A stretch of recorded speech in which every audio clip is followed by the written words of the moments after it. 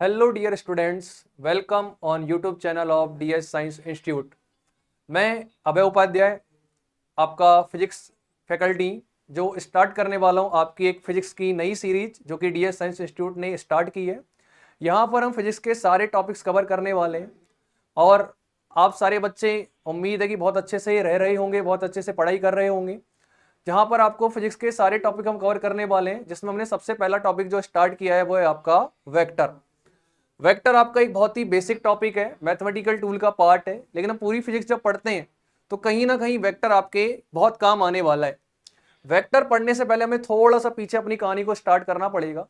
Basically physics जो होता है वो हमारे आसपास के नेचर का स्टडी होता है, और नेचर को स्टडी करने के लिए हमें कई सारे पैरामीटर्स को स्टडी करना पड़ता है। जैसे कि आपका टेम्परेचर हुआ, आपका मोशन मूवमेंट जहाँ पे पार्टिकल का स्पीड हुआ, वेलोसिटी हुआ, एक्सेलरेशन हुआ, डेंसिटी हुआ, कई सारे पैरामीटर्स है जिन्हें हमें स्टडी करना पड़ता है। उन पैरामीटर्स को हमने डिफाइन किया है फिजिकल क्वांटिटीज की फॉर्म में।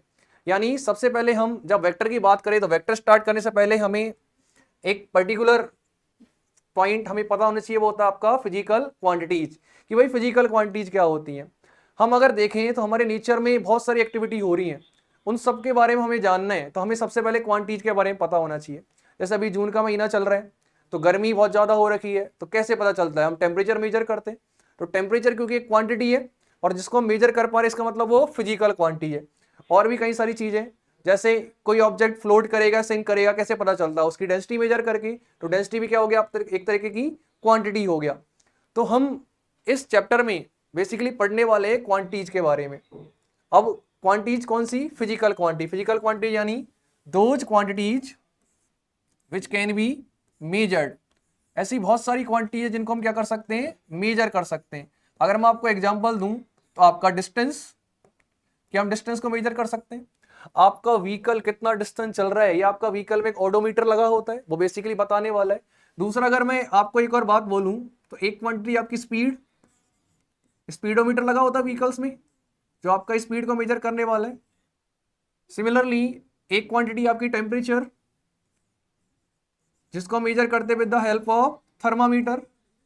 तो अगर मैं बोलूं कि फिजिकल क्वांटिटीज कौन सी होती है, वो सारी क्वांटिटीज जिनको हम क्या कर सकते हैं? मेजर कर सकते हैं। वो सारी किस कैटेगरी में आती है? आपकी फिजिकल क्वांटिटीज की कैटेगरी में आती है। फॉर एग्जाम्पल, मैंने आपको अभी बताया कई सारे एग्जाम्पल, डिस्टेंस हुआ, आपका वेलोसिटी हुआ, टेम्परेचर हुआ, एक्सेलरेशन हुआ, ये सारी क्वांटिटीज किसकी कैटेगरी में आती है? फिजिकल क्वांटिटीज की कैटेगरी में। पर कई सारी क्वांटिटीज ऐसी होती हैं जिनको हम ओनली मैग्नीट्यूड से डिफाइन कर सकते हैं। कि मैंने बोला कि मेरा मास 50 केजी है, तो आपको समझ में आ गया कि हाँ भाई इसका मास 50 केजी है। यहाँ पे मेरे को आपको और एडिशनल कोई इन्फॉर्मेशन देने की रिक्वायरमेंट नहीं है। लेकिन वहीं पे मेरे को ऐसा कहना पड़े कि मेरा घर यहाँ से 200 मीटर के डिस्टेंस पे, और आपसे कहूँ मेरे घर पे आना, आज आपकी पार्टी है। आपने पूछा सर आपका घर कहाँ है? मैंने कहा 200 मीटर दूर है स्कूल से। बच्चों ने कहा ठीक है। अब उन्हें मैंने ये बताया ही नहीं 200 मीटर किस डायरेक्शन में, तो क्या वो मेरे घर पहुंच पाएंगे? सीधी सी बात है, नहीं पहुंच पाएंगे। अगर उन्हें मेरे घर पहुंचना है तो मेरे को एक डायरेक्शन भी बतानी पड़ेगी। जैसे आप कहते हो कि सर हमारा घर आईसीआईसीआई बैंक के पास है, तो इसका मतलब एक पर्टिकुलर पॉइंट ऑफ रेफरेंस बताते हो जहाँ के हिसाब से हम वहां पर पहुंच सके। तो बेसिकली क्वांटिटीज जो होती हैं जिनको मेजर करते हैं वो भी दो तरह की होती हैं। एक वो जहाँ पे केवल मैग्नीट्यूड से काम चल जाएगा, एक वो जहाँ पे मैग्नीट्यूड के साथ आपको डायरेक्शन भी बताना पड़ेगा। तो ऐसी क्वांटिटीज जिनमें ओनली मैग्नीट्यूड रिक्वायर्ड होता है उन्हें हम क्या बोलते हैं? Scalar quantities. तो स्केलर क्वांटिटीज क्या होती है? स्केलर क्वांटिटीज वो क्वांटिटी होती है जिनमें ओनली क्या रिक्वायर्ड होता है? आपका मैग्नीट्यूड। यानी कि मैं इनको केवल और केवल मैग्नीट्यूड की हेल्प से भी एक्सप्लेन कर सकता हूं। जैसे कि मैंने कहा मेरा मास 50 केजी है। दूसरा, क्या इनमें कोई डायरेक्शन नहीं होगी? नहीं, इनमें कोई भी स्पेसिफिक डायरेक्शन नहीं होगी। या फिर मैं कहूं मेरे को इनको एक्सप्लेन करना है तो मेरे को कोई भी स्पेसिफिक डायरेक्शन का रिक्वायरमेंट नहीं होगा। अगर हम बात करें इनकी कैलकुलेशन की, तो इनकी कैलकुलेशन में आपका जो नॉर्मल अलजेब्रा होता है वही ये फॉलो करते हैं, एब्स्ट्रैक्ट अलजेब्रा। यानी यहां पर आपको कैलकुलेशन करने में एब्स्ट्रैक्ट अलजेब्रा या नॉर्मल अलजेब्रा का यूज करना होता है। फॉर एग्जांपल डिस्टेंस, आपका डिस्टेंस कौन सी क्वांटिटी होता है? एक स्केलर क्वांटिटी। और अगर मैं बात करूं टाइम, टाइम भी कौन सी क्वांटिटी होता है? आपका स्केलर क्वांटिटी। और अगर हम बात करें स्पीड, कई सारी ऐसी क्वांटिटी है जो कैसी क्वांटिटी होती है? आपकी स्केलर क्वांटिटी, एक्सेट्रा।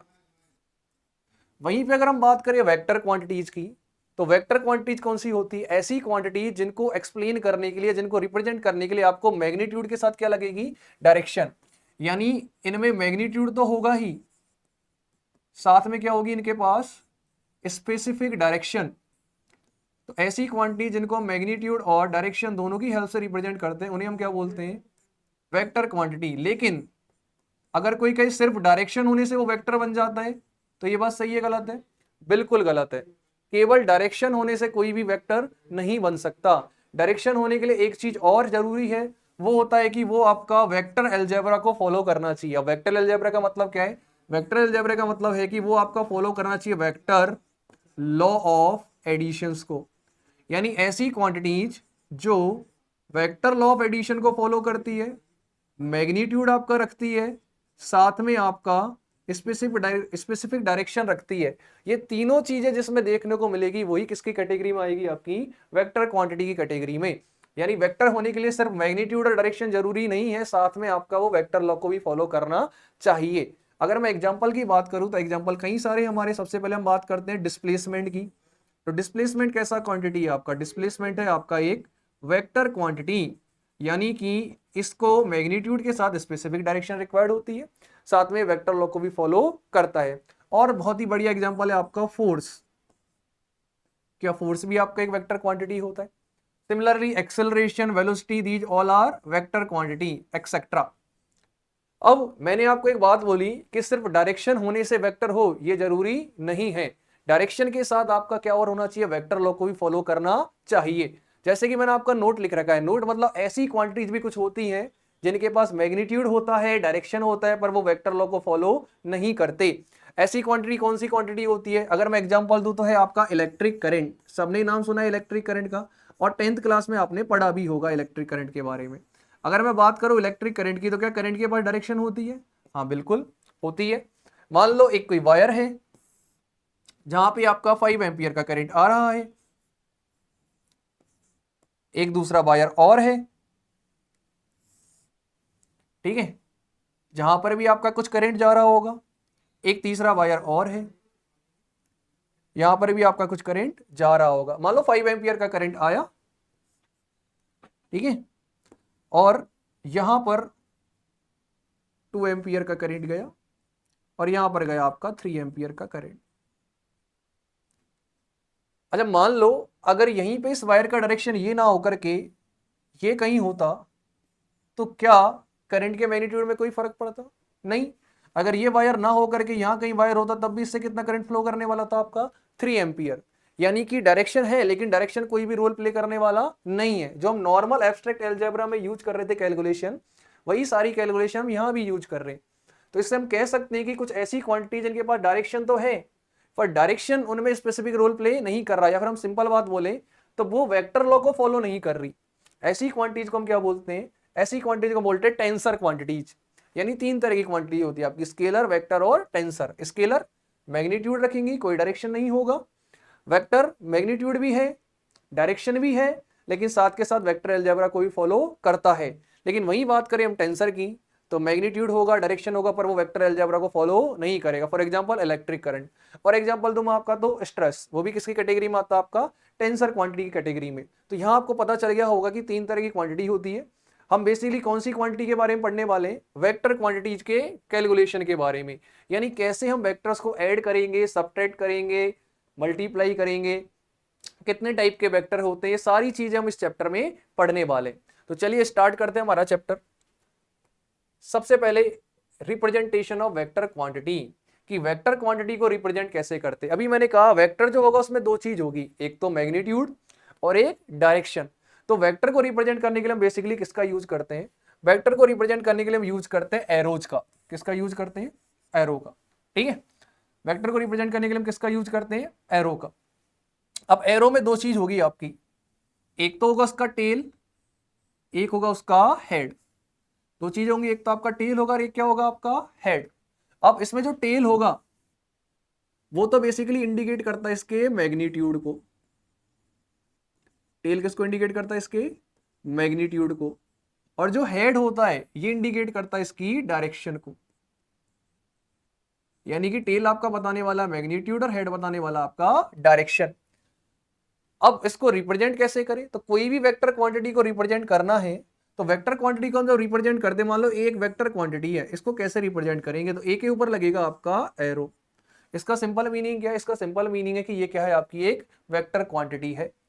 अगर मान लो मेरे को वेक्टर क्वांटिटी का केवल मैग्नीट्यूड बताना हो, ओनली मैग्नीट्यूड, तो किस तरह रिप्रेजेंट करेंगे, तो अगर हमें केवल मैग्नीट्यूड बताना है तो इसको रिप्रेजेंट करने का सिंपल तरीका है modulus of A vector, A vector का मॉड, या फिर हम डायरेक्टली ए भी लिख सकते हैं। ये बेसिकली किसको बता रहा होता है, ओनली मैग्नीट्यूड को। अगर मान लो मेरे को डायरेक्शन भी बतानी है, ओनली डायरेक्शन, तो ओनली डायरेक्शन मतलब क्या होना चाहिए आपका, ओनली डायरेक्शन का मतलब होना चाहिए आपका एरो हेड, टेल का तो कोई रूल है नहीं। तो अगर आपको ओनली डायरेक्शन बतानी पड़े तो उसको हम रिप्रेजेंट करते हैं किसी भी वेक्टर के ऊपर कैप। कैप बेसिकली किसको बताता है, उसकी डायरेक्शन को। यानी वेक्टर को रिप्रेजेंट करने के तीन तरीके, ओनली वेक्टर मैग्नीट्यूड रिप्रेजेंट करना है तो आपका वेक्टर रिप्रेजेंट होगा एरो हेड से, मैग्नीट्यूड उसका मॉड्यूलस से, और डायरेक्शन को हम रिप्रेजेंट करते हैं कैप से। यहां तक कोई आगे चलते हैं। वेक्टर को रिप्रेजेंट करने के बाद अगली चीज आती है हमारी कि जो वेक्टर्स होते हैं इनके बीच में एंगल फाइंड करना, कि हम एंगल कैसे फाइंड करें। अब कोई भी दो वेक्टर हो उनके बीच में अगर आपको एंगल फाइंड करना है तो एंगल फाइंड करने के लिए आपको दो चीजें याद रखनी होगी। क्या क्या, पहला, एंगल बिटवीन टू वेक्टर जो होगा वो बेसिकली एंगल होता है उनके हेड के बिटवीन का या टेल के बिटवीन का। यानी एंगल होता है एंगल बिटवीन देयर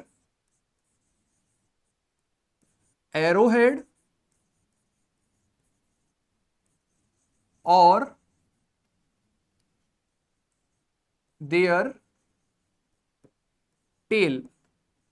यानी एंगल बिटवीन वेक्टर होता है आपका या तो उनके हेड के बिटवीन का एंगल या उनके टेल के बिटवीन का एंगल। फॉर एग्जांपल मान लो मैं एक वेक्टर बनाऊं आपके, ये आपका एक वेक्टर, ठीक है, यहां पे एक आपका दूसरा वेक्टर है। हमने कहा ये आपका वेक्टर ए,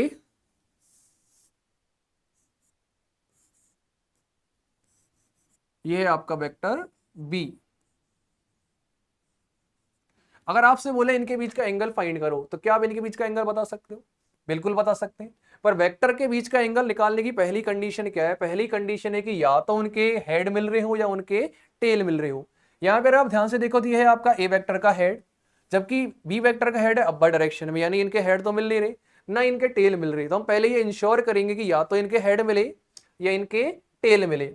अच्छा, हेड या टेल मिले इसके लिए क्या कर सकते हैं, अगर मेरे को टेल मिलाने से ए वेक्टर को थोड़ा आगे शिफ्ट करना पड़ेगा।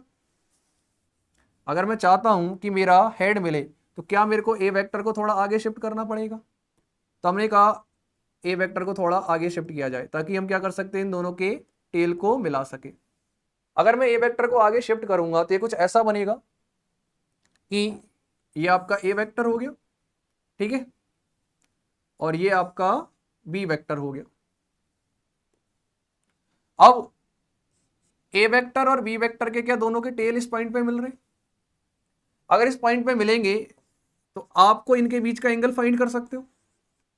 इनके बीच में आपके दो एंगल मिलेंगे, एक एंगल वो जिसकी वैल्यू 180 से कम होगी, एक एंगल वो जिसकी वैल्यू 180 से ज्यादा होगी। जैसे ये वाला एंगल θ1, ये है आपका एंगल θ2।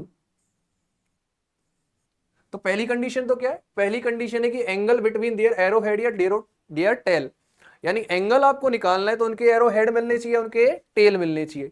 दूसरा, आपने जब हेड और टेल को मिलाया तो आपको दो एंगल मिलेंगे, उनमें से वो एंगल जिसकी वैल्यू क्या हो, लेस देन 180 या फिर स्मॉलर एंगल। दोनों में से जो स्मॉलर एंगल होगा वही क्या होगा आपका एंगल बिटवीन वेक्टर्स। तो एंगल बिटवीन वेक्टर निकालने का तरीका समझ में आया क्या करना है। एंगल बिटवीन वेक्टर्स आपको निकालने के लिए सबसे पहले दोनों के एरो हेड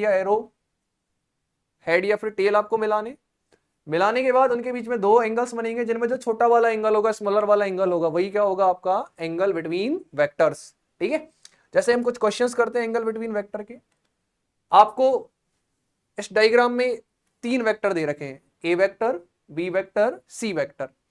ए वेक्टर एक्स एक्सिस से 30 डिग्री एंगल बना रहे हैं, बी आपका वाई एक्सिस से 45 डिग्री, सी आपका नेगेटिव एक्स एक्सिस से 60 डिग्री का एंगल बना रहा है। आपसे बोला what is the angle between A and B. मैंने आपसे कहा एंगल निकालने का तरीका क्या है, या तो उनके एरो हेड मिले या उनके एरो के टेल मिले। अब क्या सबके हेड एक ही प्लस पे मिल रहे हैं?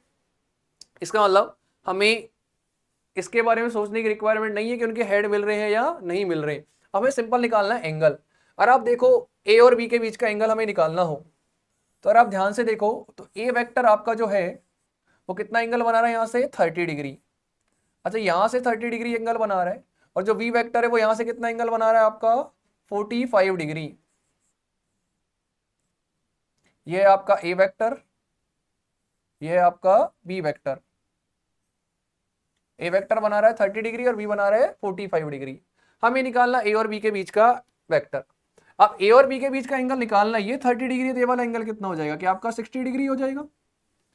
ठीक है, तो ए और बी के बीच में टोटल एंगल कितना बना, तो हम कह सकते हैं angle between A vector and B vector किसके इक्वल आया आपका 60 + 45, यानी कि क्या 105 डिग्री के इक्वल आया। तो क्या हमने ए और बी के बीच का एंगल निकाल लिया। अब सिमिलरली कोई मेरे से कहे कि भैया हमें बताना है बी और सी के बीच का एंगल, तो क्या बी और सी के बीच का एंगल ये वाला एंगल होगा। ये 45 डिग्री है तो ये भी कितना होगा आपका 45 डिग्री। तो टोटल एंगल कितना होगा 45 + 60 यानी कि 105। तो सिमिलरली बी और सी के बीच का एंगल भी निकाल सकते हैं। बी और सी के बीच का एंगल कितना आया आपका 105 डिग्री आया। अब अगला मेरे से आस्क करा है उसने एंगल बिटवीन ए एंड सी। अच्छा ये 60 डिग्री है तो ये वाला एंगल कितना होगा आपका 30 डिग्री। ये होता है आपका 90 डिग्री। तो टोटल क्या ए और सी के बीच का एंगल निकाल सकते हैं 30 + 30 + 90 यानी कि 150 डिग्री। तो आपका ए और सी के बीच का एंगल कितना आया, एंगल बिटवीन ए एंड सी आया आपका 150 डिग्री। क्या तीनों के बीच में एंगल निकालना है। ऐसे सिमिलरली एक क्वेश्चन और दे रखा है जिसमें कह रखा है कि दो फोर्स है आपके 5 न्यूटन के, इनके बीच में आपको एंगल दे रखा है, आपको बताना है what is the angle between these forces. और आप ध्यान से देखो तो ये आपका 5 न्यूटन के दो फोर्सेज दे रखे हैं। ठीक है, इनके अगर हम एरो हेड की बात करें तो यह है आपका 5 न्यूटन का एरो हेड इस डायरेक्शन में, एक है आपका अपर डायरेक्शन में, और इनके बीच में एंगल दे रखा है आपका 60 डिग्री। आपसे पूछा what is the angle between both vectors.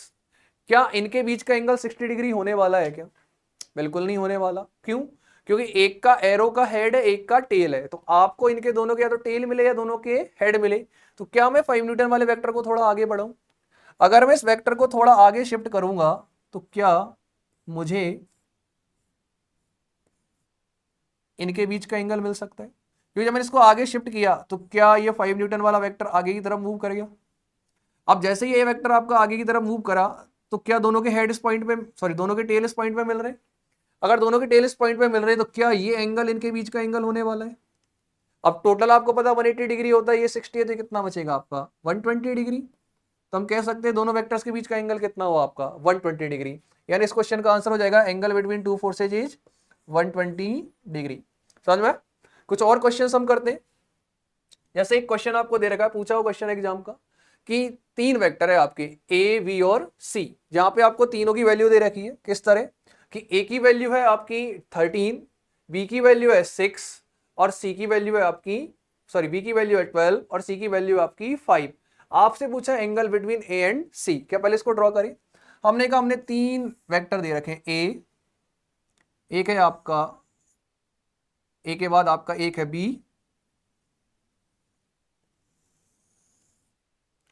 ठीक है, एक है आपका बी और एक है आपका सी। अब हमें बोला है कि इन तीनों वेक्टर में ए की वैल्यू कितनी है आपकी, ए की वैल्यू आपकी 13, यानी ये हो गया आपका ए वेक्टर। बी की वैल्यू कितनी दे रखी है आपकी 12, ये हो गया आपका बी वेक्टर। और सी की वैल्यू दे रखी है आपकी 5।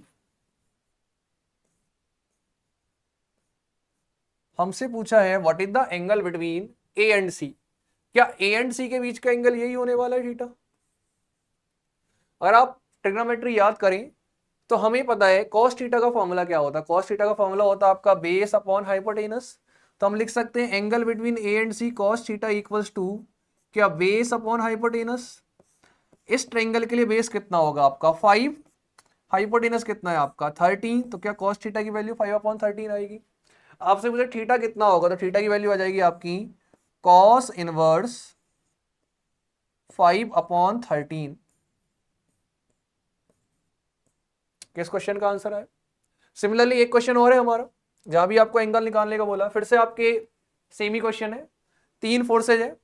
इस बार उन्होंने वैल्यू कुछ और दी है, इस बार उन्होंने कहा कि वैल्यू कितनी है आपकी 5, 4 एंड 3। यानी फिर से अगर हम ड्रॉ करें तो आपका 3 फोर्स है, एक है आपका 5 का, एक है आपका 4 का, और एक है आपका 3 का।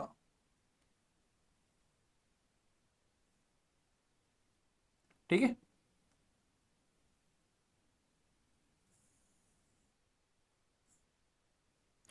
हमें बोला है क्वेश्चन ने कि आपका ए वेक्टर की वैल्यू है 5, बी वेक्टर की वैल्यू है 4, सी वेक्टर की वैल्यू है 3। हमसे पूछा what is the angle between A and C. क्या सेम टाइप का क्वेश्चन है, फिर से ए एंड सी के बीच का एंगल पूछा है, तो ए एंड सी के बीच का एंगल क्या होगा, ए एंड सी के बीच का एंगल होगा फिर से cos थीटा इक्वल्स टू क्या, बेस अपॉन हाइपोटेनस। बेस कितना आपका क्वेश्चन में 3, हाइपोटेनस है आपका 5, तो क्या थीटा की वैल्यू आ जाएगी cos इनवर्स 3/5। ठीक है, तो उम्मीद है आपको एंगल निकालना आ गया होगा। एंगल निकालने में आपको कुछ नहीं करना, दो बातें ध्यान रखनी है। पहला, आपके या तो दोनों के हेड मिलने चाहिए या दोनों के टेल मिलने चाहिए। दूसरा, उनमें जो एंगल बनेगा उनमें जो स्मॉलर वाला एंगल होगा वही क्या होगा आपका एंगल बिटवीन वेक्टर्स। अब वेक्टर की कुछ प्रॉपर्टी होती है। पहला, आप किसी भी वेक्टर को पैरेलली शिफ्ट कर सकते हैं। क्यों, क्योंकि पैरेलली शिफ्ट करने पे ना तो आपने उसका मैग्नीट्यूड चेंज करा है, नहीं आपने डायरेक्शन चेंज करी है। तो कभी भी आप वेक्टर को पैरेलली शिफ्ट किया जाए तो हम कर सकते हैं। जैसे मान लो मेरे पास एक कोई वेक्टर था ए, क्या मैं इस वेक्टर को यहां से लेके यहां ले जा सकता हूं, बिल्कुल, क्योंकि ना तो मैंने इसका मैग्नीट्यूड चेंज करा, क्योंकि इनका जो टेल है वो सेम लेंथ का है, और ना मैंने डायरेक्शन चेंज की। इसका मतलब किसी भी वेक्टर को आप पैरेलली शिफ्ट कर सकते हैं। दूसरा, वेक्टर में दो चीजें होती हैं, मैग्नीट्यूड और डायरेक्शन। मान लो इस वेक्टर को मैं थीटा एंगल से रोटेट करूं, अगर मैं इसको थीटा एंगल से रोटेट करूंगा तो मैग्नीट्यूड तो सेम है, लेकिन डायरेक्शन क्या हो चुकी है आपकी चेंज। तो किसी भी वेक्टर को हम अगर रोटेट करते हैं तो वो उसकी वैल्यू को क्या कर देगा, चेंज। तो अगर हम इसको 360 डिग्री से रोटेट करें, 360 डिग्री से रोटेट करने का मतलब क्या, वापस मैं यही लेके आया। तो 360 डिग्री के अलावा या 0 डिग्री के अलावा किसी एंगल से मैं इसे रोटेट करूंगा तो इसकी वैल्यू क्या हो जाएगी, चेंज। क्यों, क्योंकि भले ही मैग्नीट्यूड चेंज ना हो लेकिन डायरेक्शन क्या हो जा रहा है आपका, चेंज। अगला है आपका फ्रेम ऑफ रेफरेंस की। जब हम बात करें, जैसे मान लो एक कोई वेक्टर है, इसका मैग्नीट्यूड तो आपका सेम रहने वाला है, लेकिन फ्रेम ऑफ रेफरेंस चेंज होने पे आपका वेक्टर का डायरेक्शन या उसके जो कंपोनेंट्स है वो चेंज हो सकते हैं। जैसे अगर मान लो मैं इसका हॉरिजॉन्टल के रेस्पेक्ट में कंपोनेंट ले रहा हूं, तो इसके हॉरिजॉन्टल के रेस्पेक्ट में कंपोनेंट कुछ और होने वाले हैं। लेकिन वहीं पे अगर मैं कोई एक नया प्लेन लेके आऊं और उसके रेस्पेक्ट में आपके कंपोनेंट लूं, तो हो सकता है आपके, जैसे मान लो इसी को मैं प्लेन मान लूं एक्स और इसको प्लेन मानूं वाई, तो इसके रेस्पेक्ट में आपका जो वेक्टर है उसके कंपोनेंट कुछ और होने वाले हैं। यानी वेक्टर का फ्रेम ऑफ रेफरेंस चेंज होने पे वैल्यू चेंज नहीं होती, लेकिन उसके कंपोनेंट्स क्या हो जाते हैं, चेंज। ठीक है, तो वेक्टर के कंपोनेंट के बारे में 3 बातें आपको याद रखनी है। पहला, कोई भी वेक्टर हो उसको आप पैरेलली शिफ्ट कर सकते हैं, क्योंकि पैरेलली शिफ्ट करने पे उसका मैग्नीट्यूड भी चेंज नहीं हो रहा है और डायरेक्शन भी चेंज नहीं हो रही है। दूसरा, किसी भी वेक्टर को आप रोटेट नहीं कर सकते, रोटेट करोगे आप other than 0 degree and 360 degree तो आपका वेक्टर का मैग्नीट्यूड चेंज हो जाएगा। अगली चीज आती है हमारी इसके बाद, types of vector. Different different types of vector के बारे में हमें पढ़ना है। सबसे पहला और सबसे बेसिक टाइप, इक्वल वेक्टर। हमने कहा वेक्टर में दो चीजें होती है, एक तो मैग्नीट्यूड और एक डायरेक्शन। ऐसे वेक्टर हो जिनका मैग्नीट्यूड भी सेम हो और डायरेक्शन भी सेम हो, तो ऐसे वेक्टर्स को हम क्या बोलेंगे, ऐसे वेक्टर्स को हम बोलते हैं इक्वल वेक्टर। जैसे ये मैंने दो वेक्टर आपके ड्रॉ करे, और आप ध्यान से देखो दोनों वेक्टर की लेंथ सेम है और इनका डायरेक्शन भी क्या है, सेम। तो ए वेक्टर और बी वेक्टर क्या हो सकते हैं आपके, ए वेक्टर और बी वेक्टर दोनों कैसे होंगे आपके, इक्वल वेक्टर। यानी इक्वल वेक्टर कहने का मतलब सिंपल सा है, मैग्नीट्यूड भी सेम होना चाहिए और डायरेक्शन भी सेम।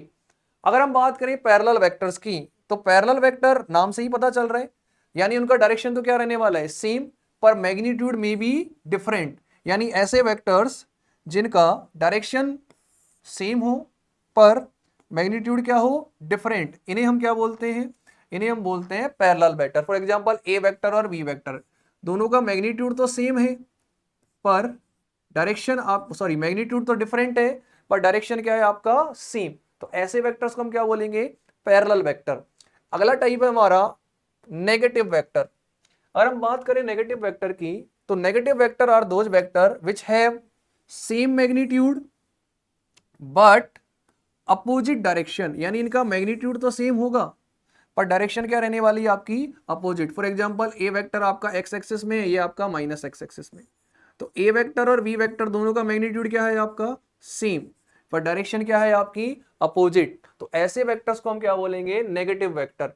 अगर हम बात करें anti parallel vector, anti parallel vector में क्या होगा, डायरेक्शन आपकी अपोजिट होगी और मैग्नीट्यूड कुछ भी हो सकता है। फॉर एग्जांपल ये आपका एक मैंने वेक्टर ड्रॉ करा, एक सिमिलरली दूसरा वेक्टर ड्रॉ करा, और आप देखें तो दोनों का मैग्नीट्यूड क्या है, डिफरेंट, और डायरेक्शन भी क्या है आपकी अपोजिट। ऐसे वेक्टर जिनका मैग्नीट्यूड डिफरेंट हो और डायरेक्शन क्या हो, अपोजिट, ऐसे वेक्टर्स को हम क्या बोलते हैं, ऐसे वेक्टर बोले जाते हैं आपके anti parallel vectors, magnitude different, direction opposite. अगला आता है आपका इसके बाद कोलिनियर वेक्टर्स।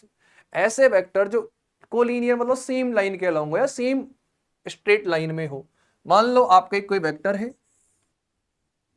ए वेक्टर, कोई दूसरा वेक्टर और इसी लाइन के अलॉन्ग एग्जिस्ट कर रहा है, तो ये दोनों क्या होंगे आपके कोलिनियर वेक्टर। मान लो ये है, ये भी इसी लाइन के अलॉन्ग आ रहा है, तो ये भी क्या है आपका कोलिनियर वेक्टर। अच्छा मान लो कोई एक वेक्टर मैंने लिखा डी वेक्टर, क्या ये कोलिनियर है, क्या डी वेक्टर को कोलिनियर होने के लिए क्या सेम एक्शन ऑफ लाइन के अलॉन्ग होना चाहिए, सेम स्ट्रेट लाइन के अलॉन्ग होना चाहिए, तो वो सारे वेक्टर जो सेम स्ट्रेट लाइन के अलॉन्ग होते हैं उन्हें हम क्या बोलते हैं, कोलिनियर वेक्टर। अगला है आपका कोप्लेनर वेक्टर। अब कोप्लेनर वेक्टर्स क्या होते हैं, ऐसे वेक्टर जिनका प्लेन ऑफ एक्शन सेम हो।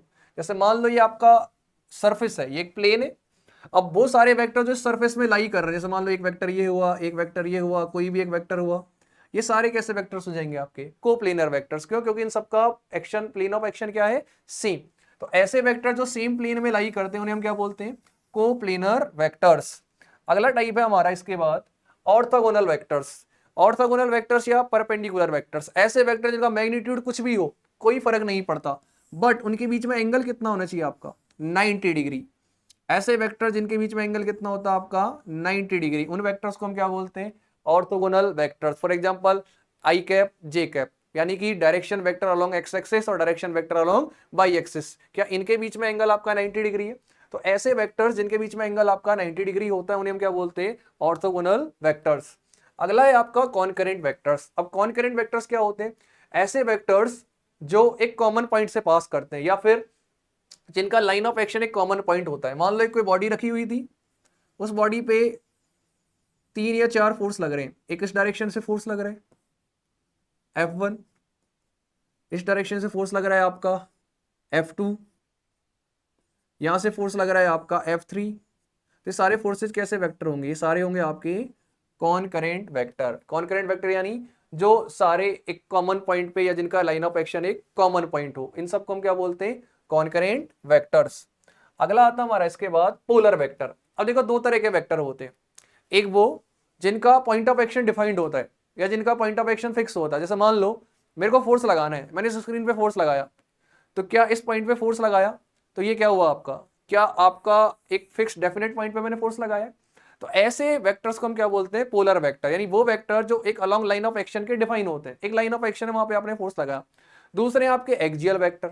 अब एक्सियल वेक्टर क्या होगा, एक फिक्स पॉइंट या डेफिनेट पॉइंट नहीं है, आपका एक एक्सिस के अबाउट फोर्स लगने वाला है। जैसे आपने 10th क्लास में एक चैप्टर पढ़ा था magnetic effect of electric current, वहां पे आप पढ़ते थे मैग्नेटिक फील्ड के बारे में कि जब आपका वायर से करंट फ्लो करता था तो उसके अराउंड एक मैग्नेटिक फील्ड डेवलप होता था। आपको सर बताते थे राइट हैंड थंब रूल कि भाई जिधर डायरेक्शन में करंट जा रहा उधर थंब रखो, फिंगर्स को आप इनसर्कल करो, तो जो डायरेक्शन आएगी वो मैग्नेटिक फील्ड की डायरेक्शन आएगी। वहां पे कोई स्टार्टिंग पॉइंट नहीं है, वहां पर कोई स्टार्टिंग पॉइंट नहीं है, वहां पे क्या हो रहा है आपका एक जो फोर्स लग रहे हैं जैसे मान लो करंट फ्लो कर रहा है आपका अपवर्ड डायरेक्शन में, तो इसके अराउंड इन सर्कल हो रहा है आपका फोर्स एंटी क्लॉकवाइज।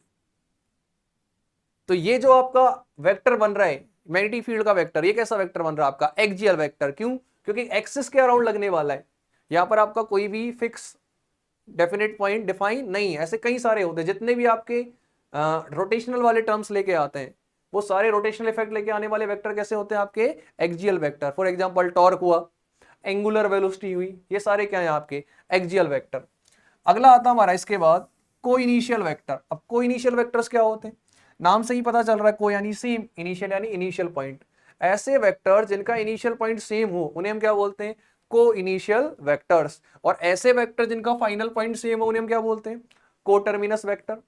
अगला है आपका नल वेक्टर या जीरो वेक्टर। ऐसे वेक्टर जिनका मैग्नीट्यूड जीरो हो।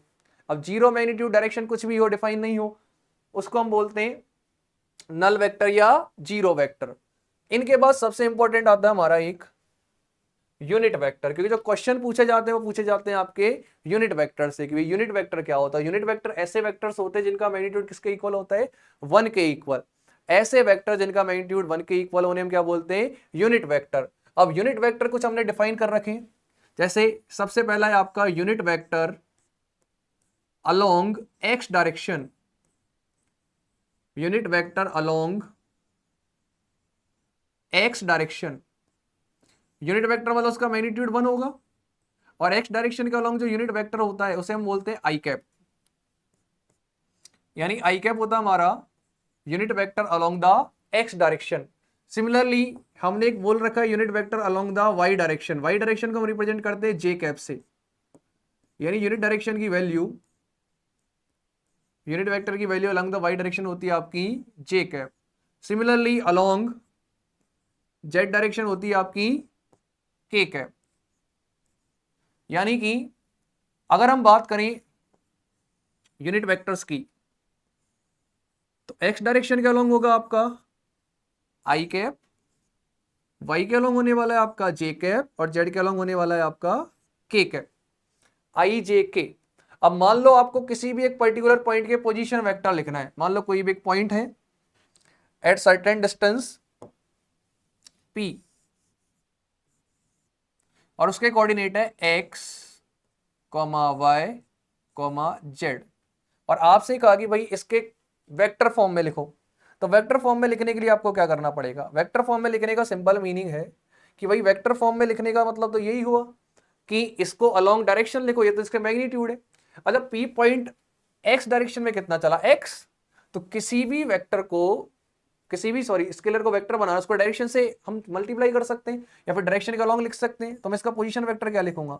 इसका पोजीशन वेक्टर में लिखूंगा x in x I direction I cap, Y कौन सी डायरेक्शन में आपकी जे, यानी कि एक्स आई कैप प्लस वाई जे कैप प्लस जेड के कैप। क्या मैं इसका पोजीशन लिख सकता हूं? तो किसी भी पॉइंट को, पोजीशन को वेक्टर फॉर्म में लिखने के लिए हमने कुछ वेक्टर डिफाइन किए।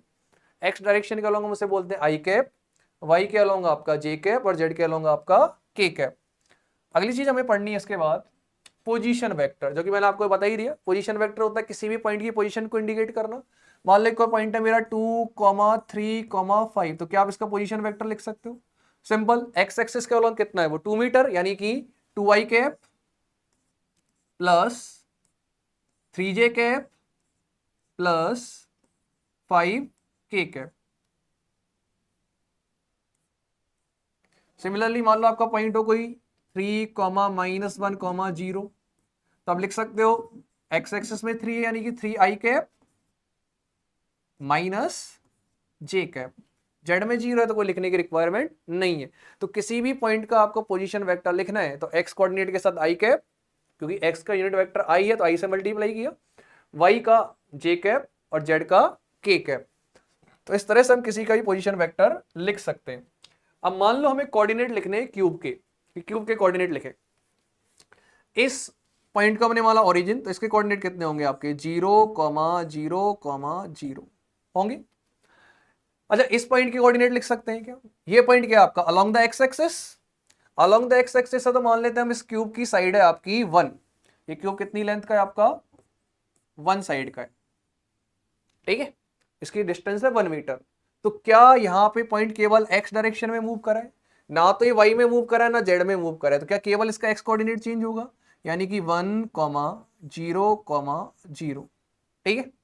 अब अगर मैं इस पॉइंट की बात करूं, क्या ये आपका जेड एक्सिस पे एग्जिस्ट कर रहा है, अगर जेड एक्सिस पे एग्जिस्ट कर रहा है तो वाई और एक्स कोऑर्डिनेट कितने होने वाले आपके 0, यानी कि 0,0,1। सिमिलरली ये आपका बाई एक्सिस पे एग्जिस्ट कर रहा है, तो क्या एक्स और जेड 0 होने वाले 0,1,0। क्या हमने सबसे पहले इन 3 पॉइंट्स के कोऑर्डिनेट लिख दिए। अब हम ऐसे पॉइंट देखते हैं जो आपके प्लेन में, जैसे ये वाला पॉइंट, क्या एक्स वाई प्लेन में, यानी इसका x और y तो होगा लेकिन z क्या होने वाला है आपका 0, तो x तो है आपका 1, y भी होने वाला है 1, पर z कितना होने वाला है 0। सिमिलरली ये वाला पॉइंट कौन से प्लेन में, xz प्लेन में, मतलब यहाँ पे y कितना रहने वाला है 0, तो 1,0,1 कोई दिक्कत। ऐसे ही ये आपका yz प्लेन में, यानी कि इसका x क्या होने वाला है 0, तो हम लिख सकते हैं 0,1,1। क्या हमने सारे कोऑर्डिनेट्स लिख दिए, अब एक बचा आपका, इसको देकर के स्पेस में x भी है y भी है z भी है, तो क्या हम इसको लिख सकते हैं 1,1,1। तो क्या हम किसी भी क्यूब के कोऑर्डिनेट लिख सकते हैं। ये क्वेश्चन मैंने इसलिए करवाया क्योंकि इसी से रिलेटेड जी मेंस ने एक क्वेश्चन पूछा था, वो क्वेश्चन ये है, हाँ अगला क्वेश्चन है आपका ये, कि एक क्यूब है जिसकी साइड दे रखी है a, ठीक है, और आपका जो पार्टिकल है वो कहां से कहां मूव कर रहा है आपका G से H की तरफ। आपको बताना है कि इस GH वेक्टर का वैल्यू कितना होगा। अगर हम ध्यान दें तो G पॉइंट कहां पे, G पॉइंट है आपका XZ प्लेन में, यानी कि यहां पर आपका जो कोऑर्डिनेट रहने वाले हैं वो रहने वाले हैं आपके x और z एक्सिस में, y क्या पे क्या रहने वाला है आपका 0। अगर मैं इसके कोऑर्डिनेट लिखूं G के, तो क्या ये सेंट्रल पॉइंट है, सेंट्रल पॉइंट का मतलब क्या हाफ डिस्टेंस पे होगा, यानी यहां भी a/2 डिस्टेंस चला होगा और ऊपर भी कितना डिस्टेंस चला होगा आपका a/2। यानी अगर मैं इसके कोऑर्डिनेट लिखूं तो G के कोऑर्डिनेट कितने आएंगे, G के कोऑर्डिनेट आएंगे आपके a/2 i cap plus a/2 k cap. क्या z के कोऑर्डिनेट लिख दिए हमने। सिमिलरली क्या h के कोऑर्डिनेट भी लिख सकते हैं। h के कोऑर्डिनेट क्या होंगे, h के कोऑर्डिनेट होंगे आपका, h बेसिकली कौन से प्लेन में, क्वेश्चन ने कहा h है आपका BEFO, BEFO का मतलब है बाई जेड प्लेन में। अब बाई जेड प्लेन में है तो आपका केवल कौन सा कोऑर्डिनेट देखने को मिला, y और z, यानी ये y के अलोंग सेंट्रल पार्ट में मूव करा है और z के अलोंग मूव करा है। तो इसके कोऑर्डिनेट अगर मैं लिखना चाहूं तो ये बनेंगे आपके a/2 j cap plus a/2 k cap. क्या यही बनने वाला है। अब मेरे से क्या पूछा इसने, डिस्प्लेसमेंट वेक्टर। अब डिस्प्लेसमेंट वेक्टर क्या होता है, डिस्प्लेसमेंट वेक्टर होता है डिफरेंस ऑफ टू पोजीशन, यानी फाइनल माइनस इनिशियल। तो फाइनल वेक्टर में से इनिशियल वेक्टर को हम क्या कर देंगे माइनस, जब मैं फाइनल में से इनिशियल माइनस करूंगा तो ये बनेगा आपका a/2 j cap plus a/2 k cap minus a/2 i cap plus a/2 k cap. अगर आप ध्यान से देखो तो a/2 k कैप से a/2 k कैप कैंसिल हो जाएगा, तो आपका आंसर बनेगा a/2 j cap minus i cap, यानी कि ऑप्शन नंबर V, ठीक है। इसके बाद अगला आता है आपका magnitude of a vector, vector का मैग्नीट्यूड निकालना। मान लो कोई भी वेक्टर मैंने लिखा r vector equals to x i cap plus y j cap plus z k cap. आपको इसका मैग्नीट्यूड निकालना है, तो मैग्नीट्यूड निकालने के लिए करना क्या होगा, कुछ नहीं करना आपको। मैग्नीट्यूड निकालने का मतलब होता है modulus of r equals to x का स्क्वायर प्लस y कोऑर्डिनेट का स्क्वायर प्लस z कोऑर्डिनेट का स्क्वायर और सबका स्क्वायर रूट। यानी कि अगर मैं आपको एग्जांपल दूं कि एक वेक्टर है मेरा 2i cap plus 2j cap plus k cap, इसका मैग्नीट्यूड निकालो तो क्या निकाल सकते हैं। आपको क्या करना है, एक्स कोऑर्डिनेट यानी 2 का स्क्वायर प्लस वाई कोऑर्डिनेट यानी फिर से 2 का स्क्वायर प्लस 1 का स्क्वायर, क्या होने वाला है आपका 4 + 4 + 1, यानी कि ये होने वाला है आपका √9, और √9 की वैल्यू कितनी होने वाली है आपकी 3। तो क्या इसका मैग्नीट्यूड निकाल सकते हो। सिमिलरली कोई भी वेक्टर आपको मिल जाए, मान लो मैं कहूं आपसे कि एक वेक्टर है मेरा 2i कैप - 2j कैप, तो क्या आप इसका वेक्टर का मैग्नीट्यूड निकाल सकते हो। आपको क्या करना है, 2 है तो 2 का कर देंगे, x यानी कि 2 का स्क्वायर प्लस -2 का स्क्वायर, यानी ये क्या बनने वाला है आपका √4 + 4 यानी कि √8, और √8 को हम लिख सकते हैं कितना 2√2। तो कोई भी वेक्टर हो क्या उसका मैग्नीट्यूड निकाल सकते हैं। मैग्नीट्यूड निकालने के लिए आपको क्या करना है, कुछ भी नहीं करना, उस वेक्टर के x कोऑर्डिनेट और y कोऑर्डिनेट जो होते हैं उनका स्क्वायर करना है और सबका क्या लेना है आपको स्क्वायर रूट। इससे रिलेटेड मैं आपको एक क्वेश्चन कराता हूं। एक क्वेश्चन दे रखा था कि कोई वेक्टर है जिसका मैग्नीट्यूड 2i कैप है plus 2j cap plus xk cap, एक वेक्टर है, इसका मैग्नीट्यूड दे रखा है आपको 5। तो what will be the value of x, क्या आप इसमें x की वैल्यू निकाल सकते हो।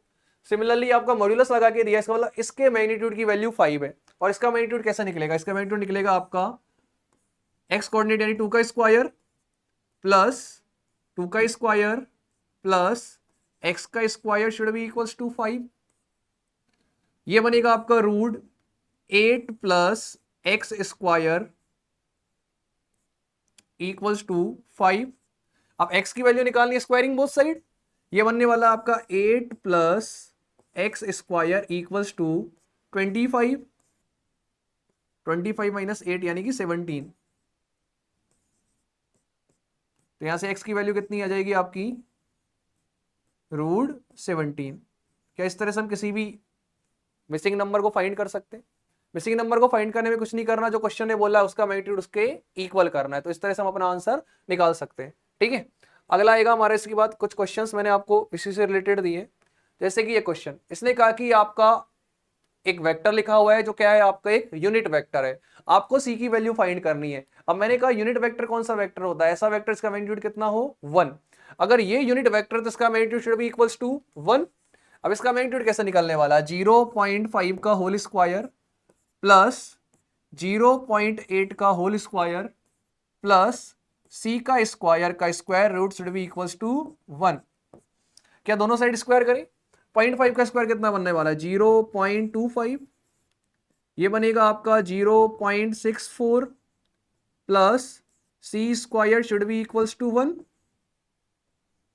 मैंने स्क्वायरिंग दोनों साइड कर लिया ताकि आपका स्क्वायर रूट हट जाए, ये बनेगा आपका 0.89 plus C square equals to 1। तो क्या सी स्क्वायर की वैल्यू आ जाएगी 1 माइनस 0.89 यानी कि 0.11। तो सी कितना आएगा आपका स्क्वायर रूट ऑफ 0.11। ठीक है, सिमिलरली अगला क्वेश्चन हम देखते हैं। अगला क्वेश्चन दे रखा है आपको कि 3 वेक्टर या 4 वेक्टर लिखे हैं, पूछ रहे कौन से वेक्टर पैरेलल है। अच्छा, पैरेलल वेक्टर कौन से होते हैं, पैरेलल वेक्टर वो वेक्टर होते हैं जिनका डायरेक्शन क्या होता है सेम, यानी ऐसे वेक्टर जिनका डायरेक्शन सेम हो क्या वो आपके पैरेलल वेक्टर होंगे।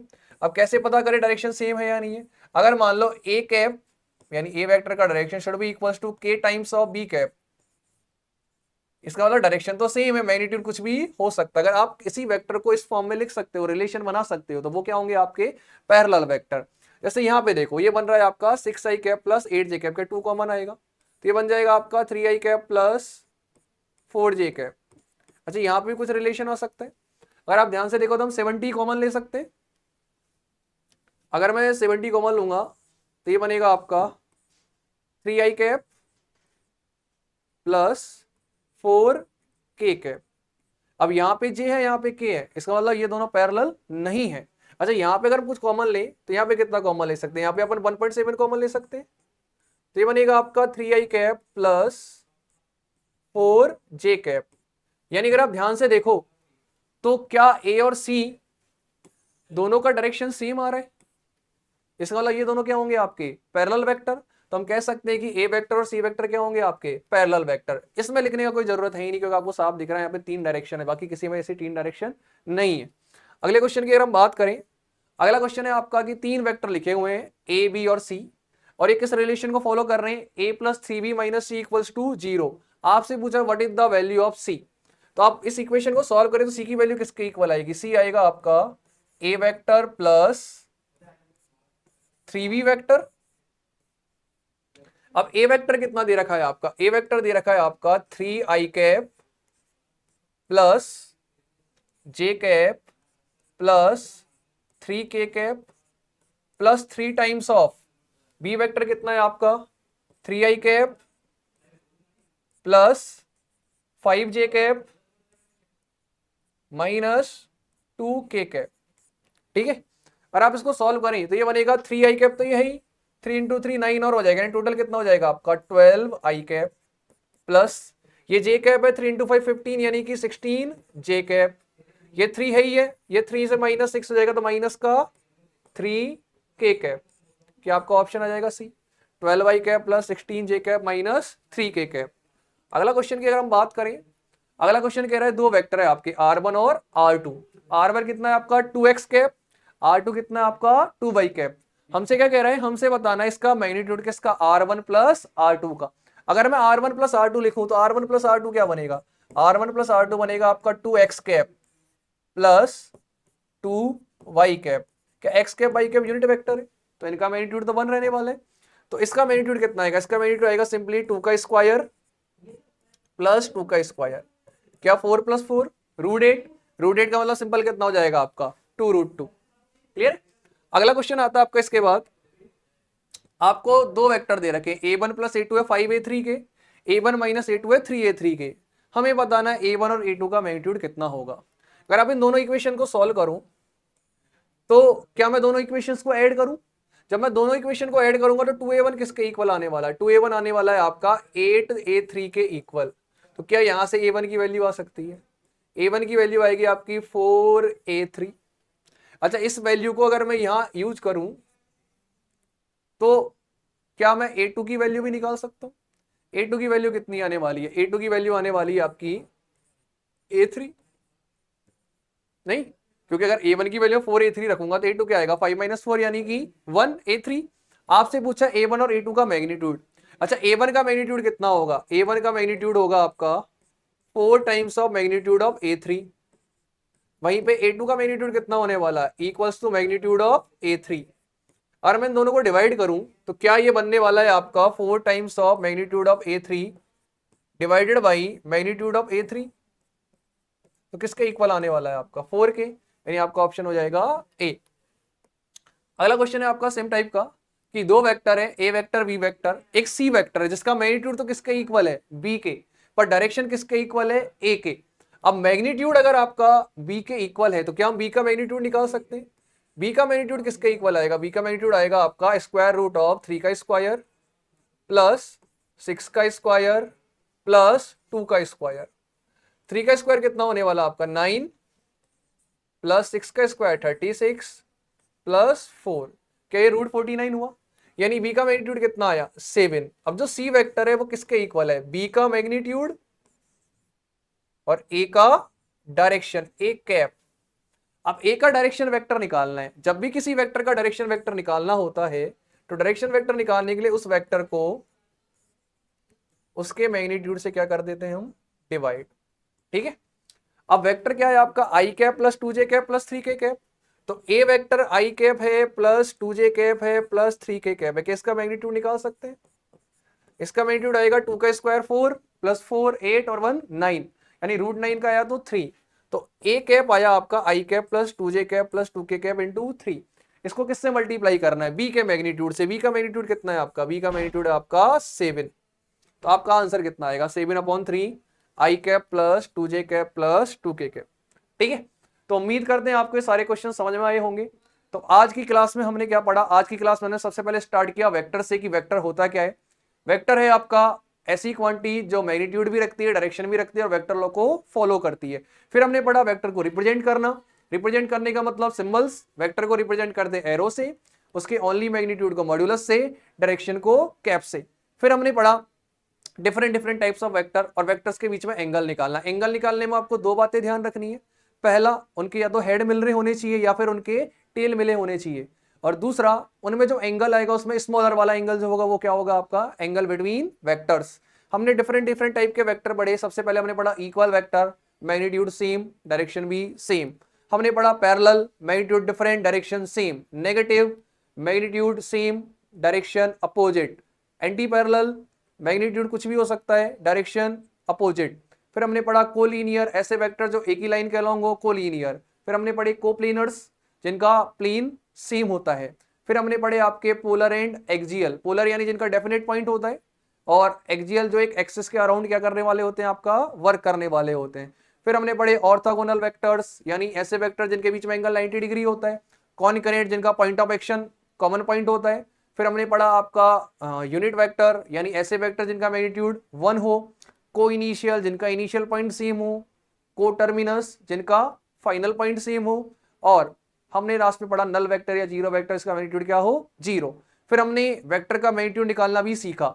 मैग्नीट्यूड निकालने के लिए आपको क्या करना है, एक्स कोऑर्डिनेट का स्क्वायर प्लस वाई कोऑर्डिनेट का स्क्वायर प्लस जेड कोऑर्डिनेट का स्क्वायर का स्क्वायर रूट। तो इस तरह से हम क्या कर सकते हैं, मैग्नीट्यूड भी निकाल सकते हैं। आज की क्लास में हमने बेसिक पोर्शन आपका वेक्टर का कवर करा है। नेक्स्ट क्लास में हम पढ़ेंगे वेक्टर एडिशन के बारे में। Thank you so much. जय हिंद, जय डीएस।